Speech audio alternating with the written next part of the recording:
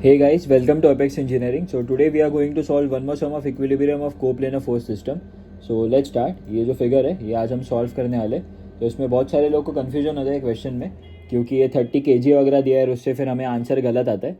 सो इससे कुछ ज़्यादा फ़र्क नहीं पड़ता है, बस ये जो kg रहता है, क्योंकि आंसर हम जो निकालते हैं रिएक्शन फोर्सेस के वो हमेशा न्यूटन में निकालते हैं. तो ये जो kg रहता है, ये 30 kg अगर आपको कहाँ पे भी अगर आपको 30 kg 50 kg अगर ऐसा कुछ दिया है तो आपको सिंपली क्या करना है, वो जो 30 है उसको 9.81 से मल्टीप्लाई करना है. तो 9.81 से मल्टीप्लाई करके आपको जो भी आंसर आएगा, यहाँ पे आता है द आंसर इज़ 294.3. तो ये जो आता है ये आंसर आपको न्यूटन में आ जाता है. तो अगर आप 30 लेके सॉल्व करोगे तो आपका आंसर गलत आएगा. आपको 294.3 न्यूटन लेके सॉल्व करना है. So what will do is will solve this sum. मैं आपको बताता हूँ ये सम कैसे सॉल्व करना है वो. ठीक है, it's a very basic sum. तो मैं आपको इस पे करके दिखाऊंगा. सो फर्स्टली हमें जो फिगर दिया है, ये फिगर को मैं थोड़ा यहाँ पे लेता हूँ. ठीक है, ये जो हमें फिगर दिया है इसमें हमें पहले बोला है 30 kg. तो ये 30 जो kg है इसको हम ऐसे नीचे इसका ये बनाएंगे एरो. ये 294.3 न्यूटन है. ठीक है, ये पॉइंट ई है यहाँ पे, ए ई पॉइंट. अगर ये 60 डिग्री है एंड दिस इज़ 90 डिग्री, तो ये पूरा बनेगा 150 डिग्री. This is 90 degree. तो आप बोलोगे कि ये बचा हुआ कितना है, सो दिस इज़ 120 डिग्री.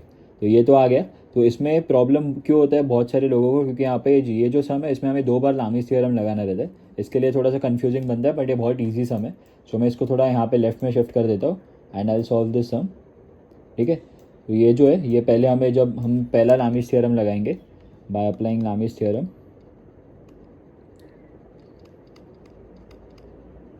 हम क्या करेंगे, ये जो है टी ए बी, ये टेंशन है, ये सब में टेंशन है, ये जो दिया है ये टेंशन है सब कुछ.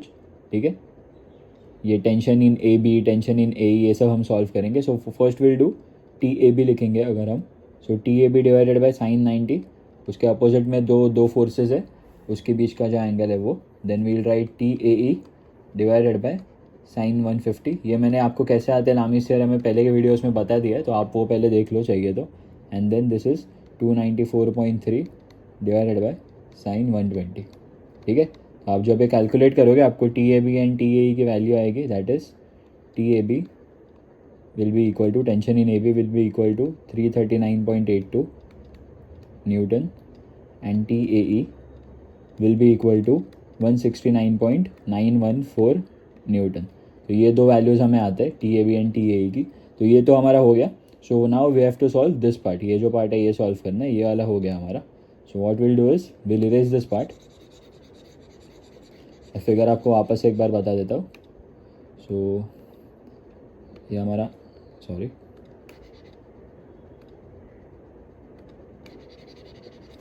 ये हमारा फिगर है. तो जब मैं इसको थोड़ा जूम कर देता हूँ, सो अभी हमें क्या करना है, हमें ये जो पार्ट है इसमें लामीज थ्योरम लगाना है. ये जो ऊपर वाला जो पार्ट है इसमें लामीज थ्योरम लगाना है.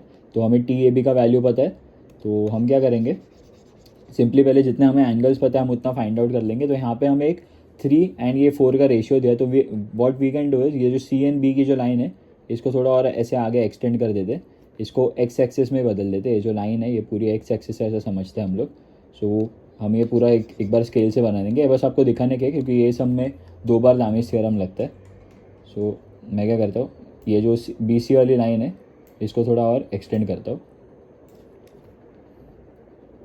Red colour.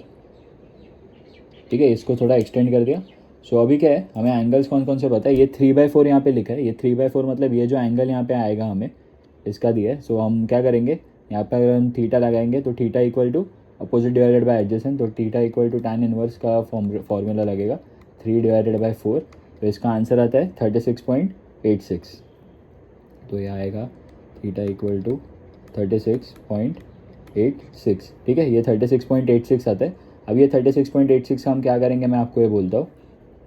सो ये थीटा की वैल्यू तो हमें आ गई 36.86. ठीक है, तो अगर ये 60 डिग्री है, अगर ये यहाँ पे 60 डिग्री है, तो ये अगर दिस इज़ 60 डिग्री तो by alternate angles this is also 60 degree. अगर ये 60 डिग्री है, so by alternate angles this is also 60 degree. So what will do is 60 degree plus 36.86. तो ये जो पूरा एंगल हमें आएगा वो आएगा 96.869.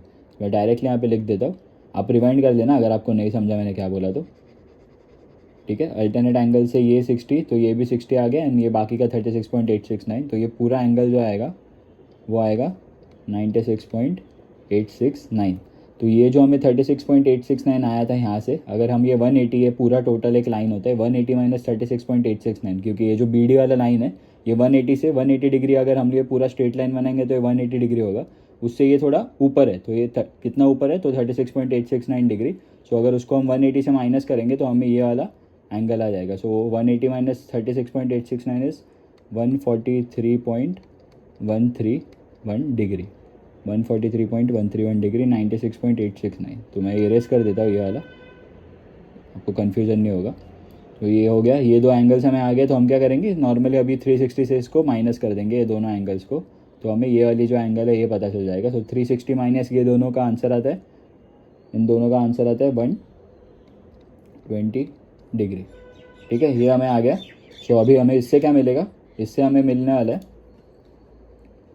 T B D. ये जो टी बी डी है, ये टेंशन इन बी डी, ये हमें मिलेगा tension in B D, tension in B C and tension in A B, तो हमें ऑलरेडी पता है। सो हम अब और एक बार यहाँ पे लिखेंगे by applying Lami's theorem. So what will do is,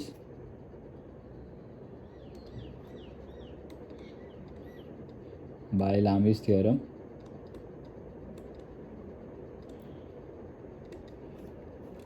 इसको मैं थोड़ा छोटा कर देता हूँ ये फिगर को।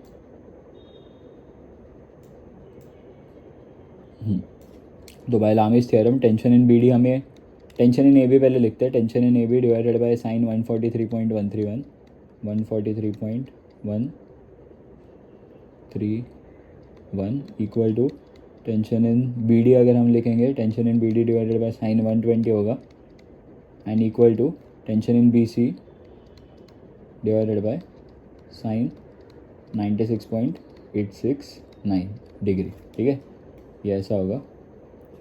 सो जब हम टी ए बी का वैल्यू हमें पता है, तो टी ए बी का जो वैल्यू है वो हम यहाँ पे लिखेंगे। टी ए बी का कितना वैल्यू है, 339.82 divided by sine 143.131 equal to T of B D divided by sine 120 equal to T of B C divided by sine 96.869 degree.